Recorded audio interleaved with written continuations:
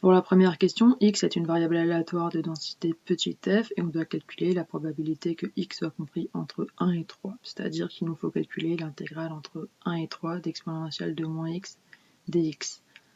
C'est pas très difficile de trouver qu'une primitive de la fonction petit f de x est la fonction grand f de x définie par moins exponentielle de moins x. Du coup, l'intégrale entre 1 et 3 d'exponentielle de moins x dx vaut grand f de 3 moins grand f de 1 et on trouve environ 0,318.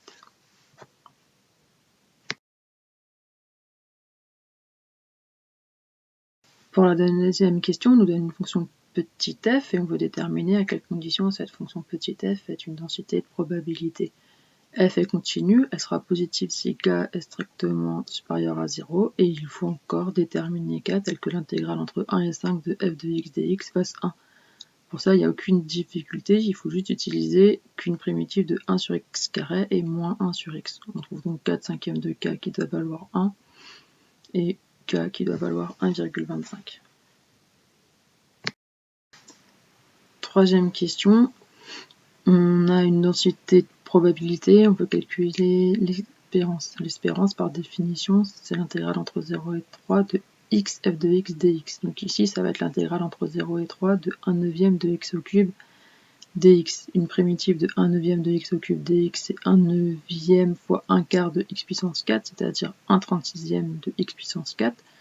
Et donc l'espérance de grand x, ça va être grand f de 3 moins grand f de 0, on trouve 9k ou encore 2,25.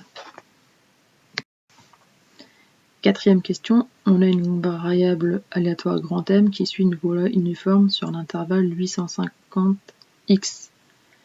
Alors la première question, c'est le faire de façon intuitive avec le schéma. La deuxième façon, ça va être d'écrire que la probabilité que x soit compris entre 900 et 1200 est égale à 0,75, mais cette probabilité, on peut la calculer avec la formule 1200 moins 900 sur x moins 850, x moins 850 étant la longueur totale de l'intervalle. C'est une équation du premier degré, quand on la résout, on trouve que x vaut 1250.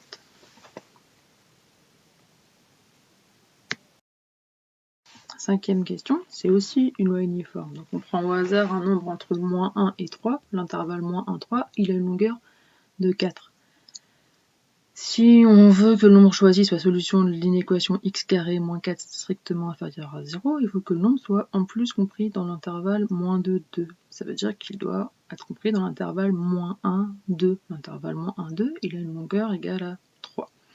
Du coup, la probabilité que le nombre choisi soit solution de l'inéquation x carré moins 4 strictement inférieur à 0 va valoir 3 sur 4 ou encore 0,75.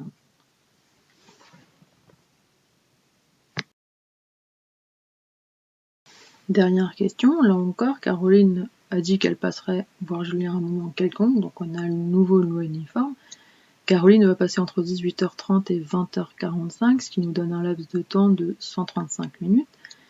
Et dans ces 135 minutes, il y en a 30 minutes qui correspondent au moment où Julien regarde le feuilleton de 19h à 19h30. La probabilité cherchée est donc de 30 sur 135, ou encore 0,222.